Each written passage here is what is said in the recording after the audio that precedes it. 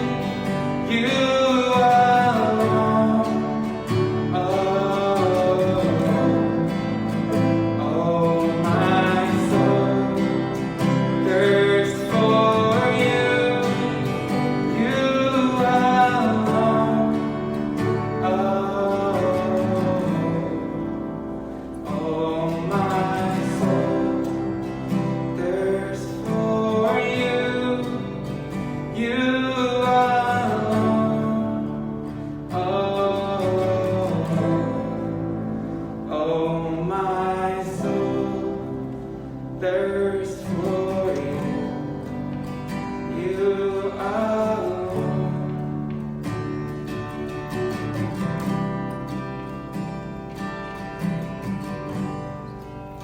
That's good.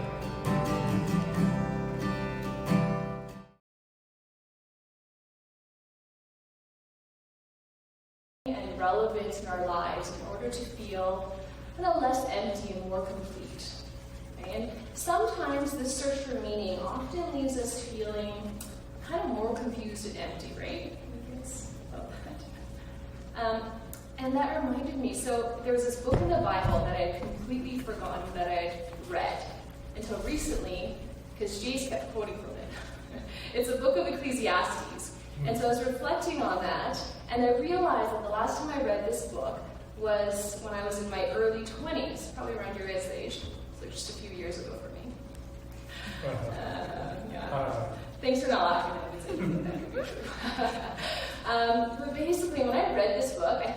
subconsciously blocked out of my memory because it was really depressing and frankly very confusing. Like, I couldn't understand why it was in the Bible.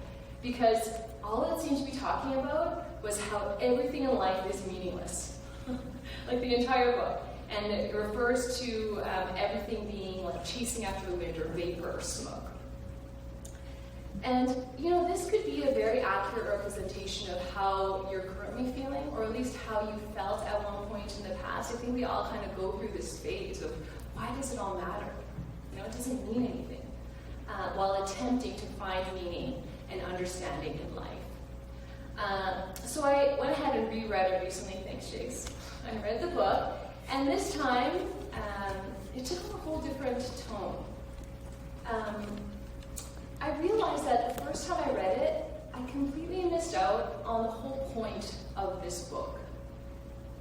And it's basically, the author writes this to spare future generations from the bitterness of learning from their own experiences, that life is meaningless apart from God. And so he's kind of like saying, hey, I went through all this, so heed my warning. Of course, if you're anything like me, I have to experience it myself, and so even though I have some good wisdom on me, I know I'll have to go through it, but that's what this book attempts to do.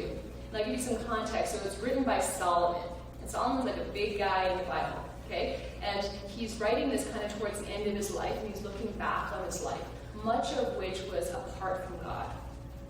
And he's reflecting, and you know, Solomon was the last big king of Israel, and he had God's favor, and he asked God, God said, you can ask me for anything, and he said, I want wisdom, and God granted him wisdom, so he became the wisest man in the world. Literally, that's what it says. Not only was he wise, but he was like the richest, most powerful guy on the planet at that time, okay? So he was like the top of the top.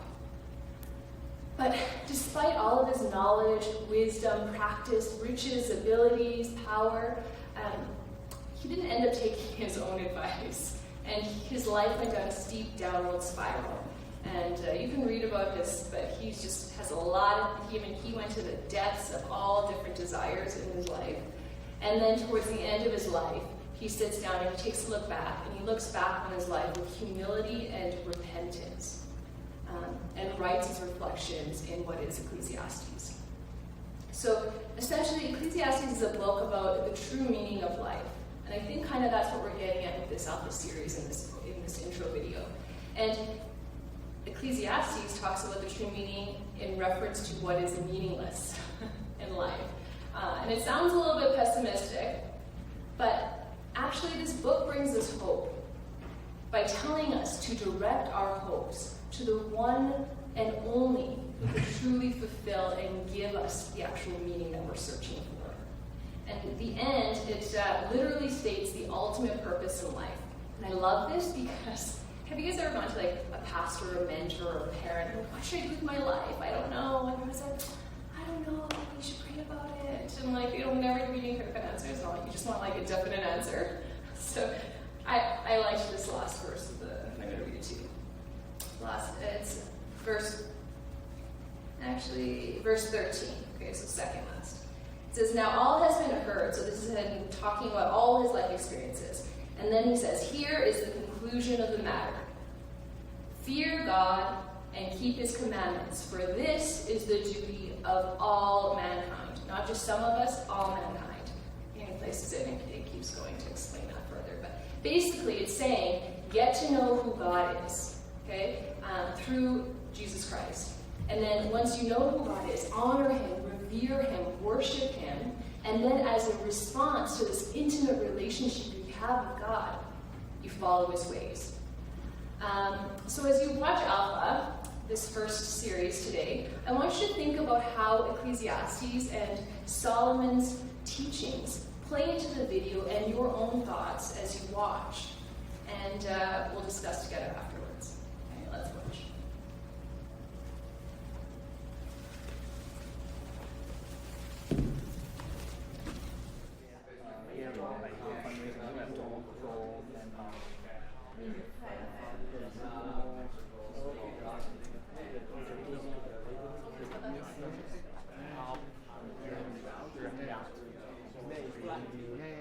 Alright, Nick, you gonna Hi, I'm Nicky. Welcome to Alpha.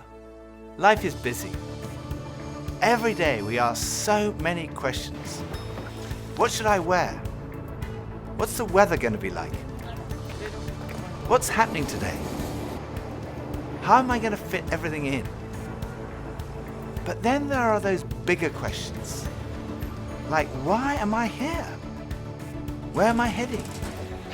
Is this it? Is there more to life than this?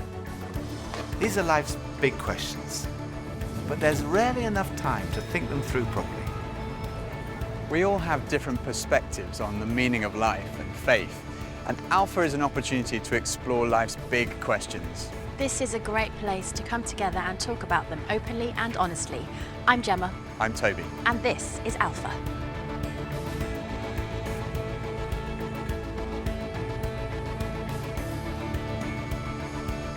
I go on Google. I definitely Google. I go on Wikipedia. Internet. I scroll through all the different answers and then I try and combine it and then make my own kind of like cornerstone. Or smart friends. I don't ask big life questions. It's too hard to answer.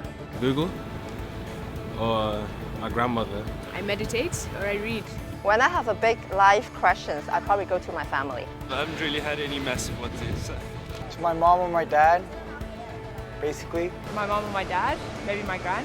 I get most of my answers from the library in any section there because I don't really trust the people that I'm around. The key is always to yourself. You got to figure some things out for yourself. If I'm confused, I go to him first. And he confuses me more.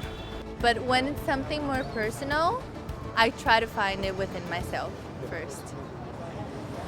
Friends of mine told me that the first night they came to Alpha, they sat in their car for half an hour waiting and watching people going in.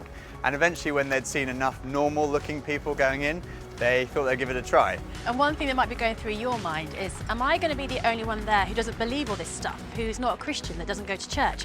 Well, if that's you, then you're in the right place. Alpha is designed for people who wouldn't call themselves Christians or who are not regular churchgoers. It might feel a bit strange to be discussing life and faith with people that you've never met before, but the best thing about Alpha is often the great friendships that are formed over the weeks.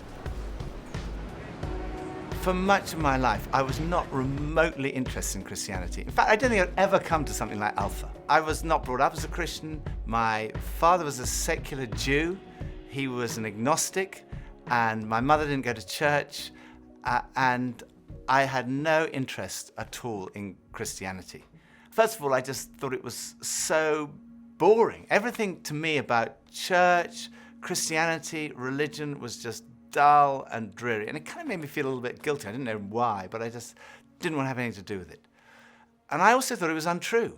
I thought I'd sort of thought it through, and I'd come up with these intellectual objections, and I called myself, very pretentiously, I called myself a logical determinist. And I quite enjoyed arguing with people who called themselves Christians. And at university, I had a bit of a reputation for being an argumentative atheist.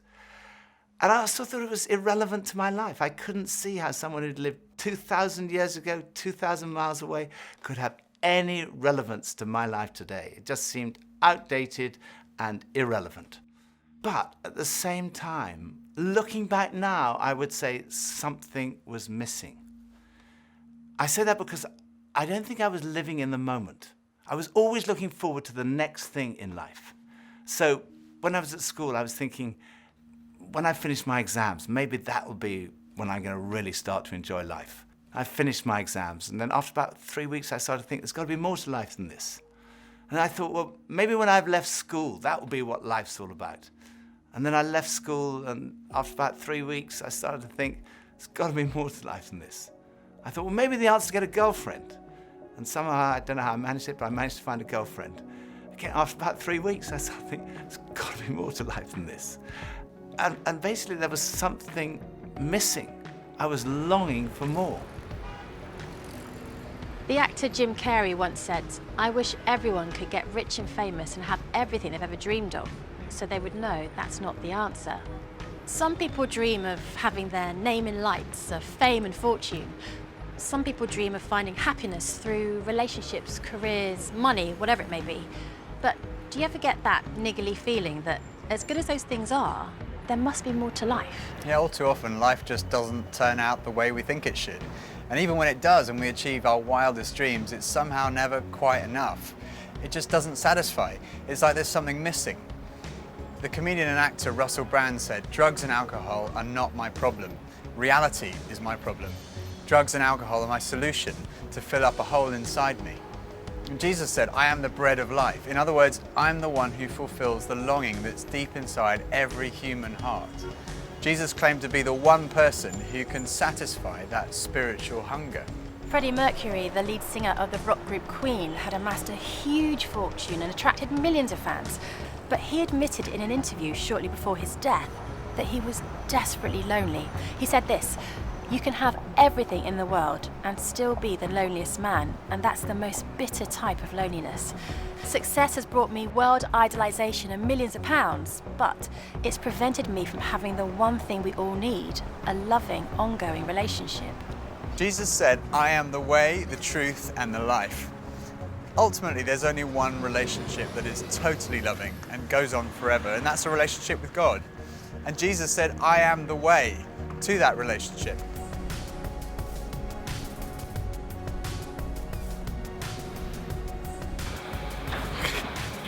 Maybe money? What makes me happy? Music. Music, ice cream, and cheese. Sleep makes me happy. Going to the gym, seeing my friends, going to the pub, playing football. Dogs. Alcohol. Women. Pretty much. The idea of life in general makes me happy. Clothes. Women. More to life than this. That's a really good question. I don't know, I can't tell you. I think we're supposed to learn a couple of things. There's nothing more.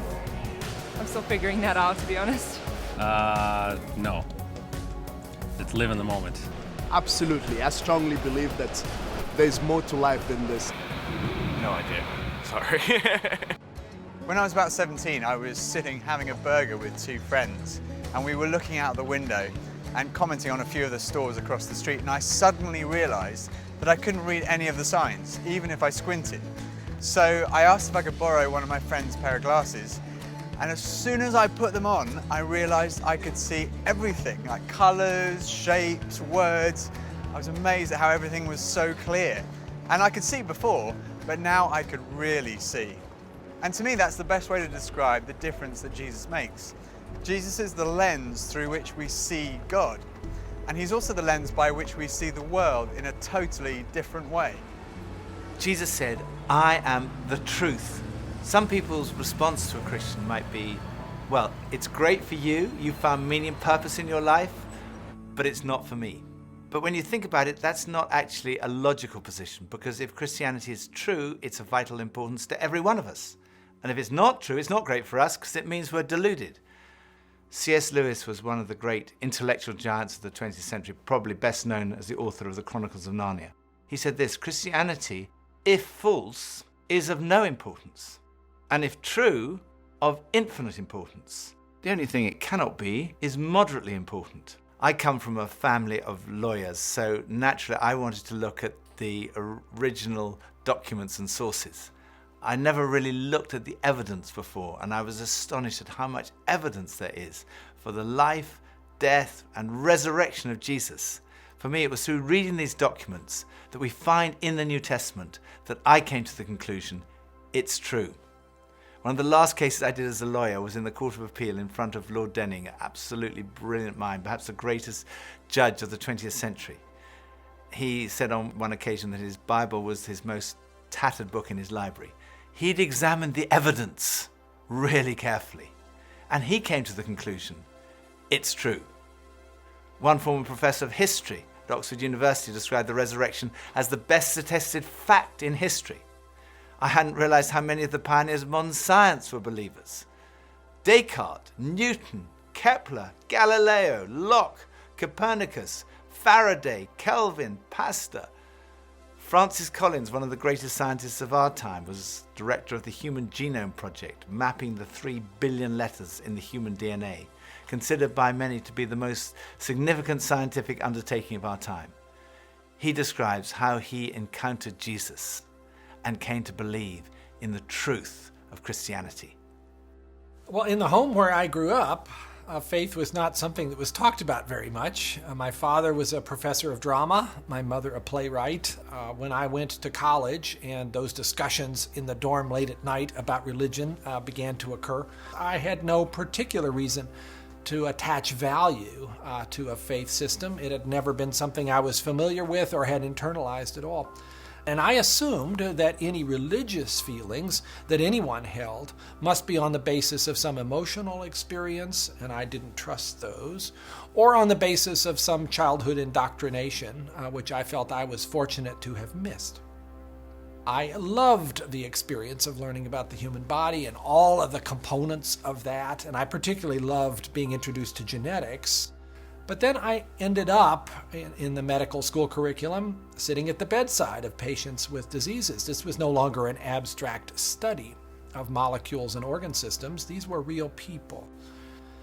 And one afternoon, one of my patients, a wonderful elderly woman, much like a grandmother, who had very bad heart disease. She had a particularly bad episode of chest pain while I was with her. She got through it, and at the end of that, explained to me how her faith was the thing that helped her in that situation. She realized that the doctors around her weren't really giving her that much help, but her faith was. And after she finished her own very personal description of that faith, she turned to me, and I had been silent, and she looked at me quizzically, and she said, "What do you believe, doctor?" And ultimately, I had to admit to myself that her question had made me realize that I had arrived at an answer to the most important issue that we humans ever deal with. Is there a God? And I had arrived there without ever really looking at the evidence. And I was supposed to be a scientist. If there's one thing scientists claim they do is to arrive at conclusions based upon evidence. And I hadn't taken the trouble to do that. I was greatly assisted by a pastor who lived down the road, who I went and asked about all this, and who gave me a copy of C.S. Lewis's wonderful book, Mere Christianity.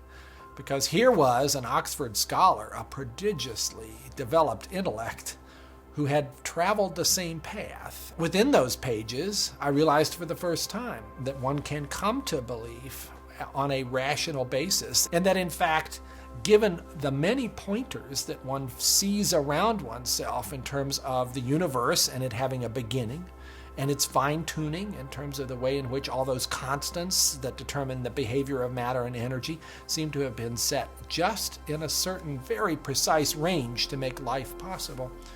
And many other things, including my beloved mathematics and why they actually work anyway to describe the universe, something that makes you think the Creator must have been a mathematician.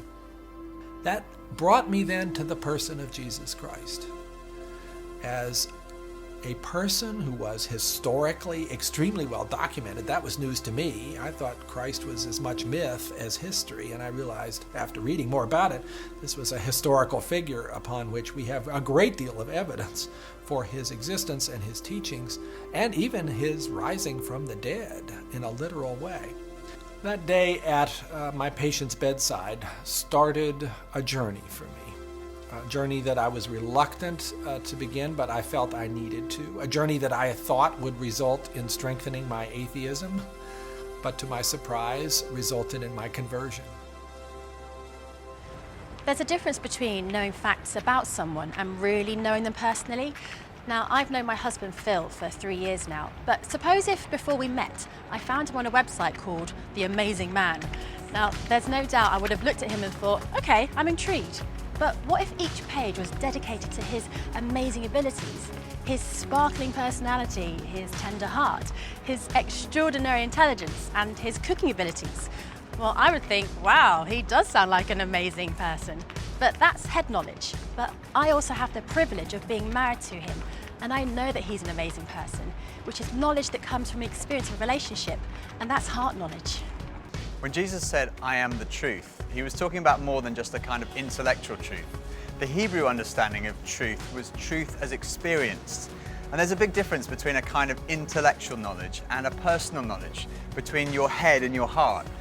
So when someone says, "I know Jesus is the truth," they're not just talking about being convinced of the evidence, they're also talking about experiencing a relationship with the risen Jesus Christ.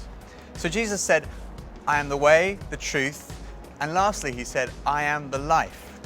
I have come that you may have life and have it to the full. Jesus came to deal with the things in our lives that stop us from enjoying life to the full, the things that spoil our lives. I hate shopping. I loathe it. I think I'm allergic to shopping. But occasionally my wife Pippa persuades me to go shopping, and just after Christmas, it was the sales, and she persuaded me to go shopping. And we went into the shop and we bought this very nice new sweater, same colour as all my other sweaters. And we left the shop and we went to buy a present for her. And we went into this ghastly shop. It was so crowded, it was unbelievable. And even Pippa had had enough and she said, okay, we're leaving. So we went to leave. And as we left, the security alarm went off. And the security guys moved in very quickly and they stopped us all from leaving. And like the crowd that was trying to leave was stopped, and the crowd that was trying to come in was stopped. And we were there right in the middle. The 6 of us who were going through the security at that one time were all taken off and sectioned off from all the rest. And they wanted to see which one of the 6 of us had set off the alarm. So they sent one of them through, and that was fine. They obviously hadn't set it off. Then they sent the next one through. They obviously hadn't set it off. Then the 3rd, then the 4th. None of them set it off. So it was left with Pippa and I were standing there, and I thought, oh my goodness, I'm married to a shoplifter. It must be Pippa who's got set off the alarm.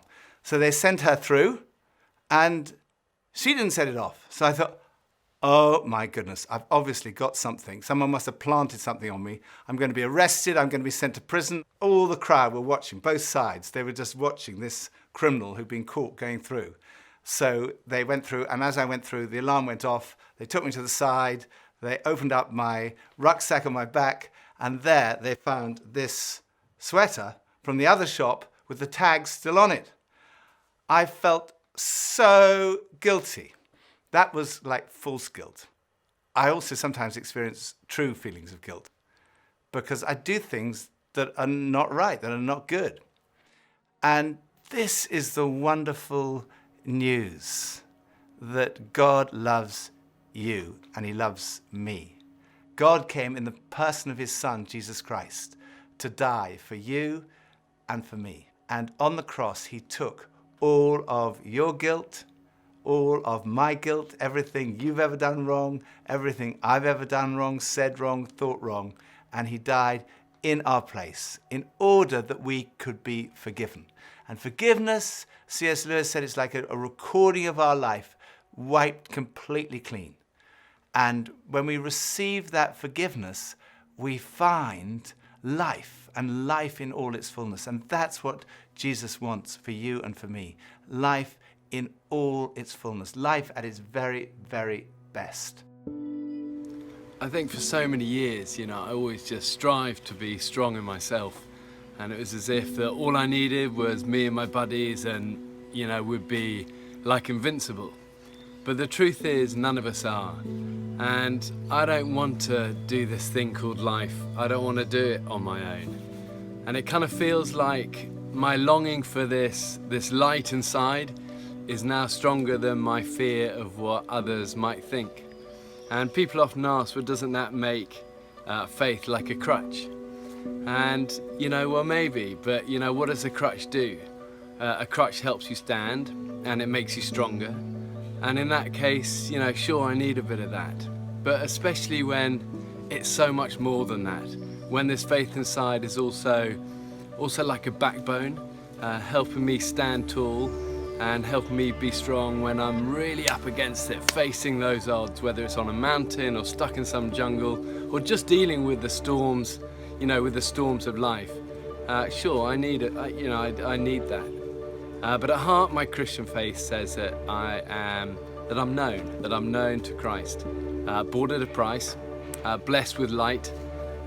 Faith says that we're loved, regardless of our mess, regardless of how many times we fall down, and that Jesus somehow picks me up.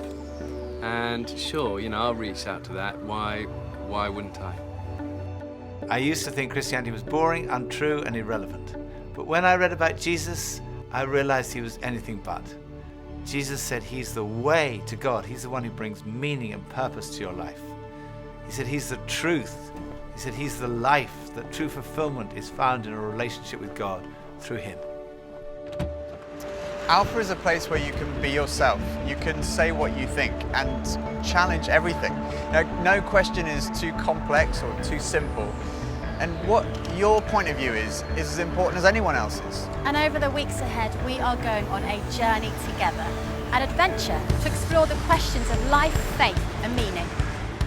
Think of it this way. If you live to be 70, you're going to spend 20 years and 3 months asleep, 10 years and 5 months watching TV, 5 years and 9 months in some form of transportation, 7 years and 6 months eating and drinking. You have approximately 570,000 hours left to live. So why not spend less than 24 of them asking life's biggest questions? Welcome to Alpha.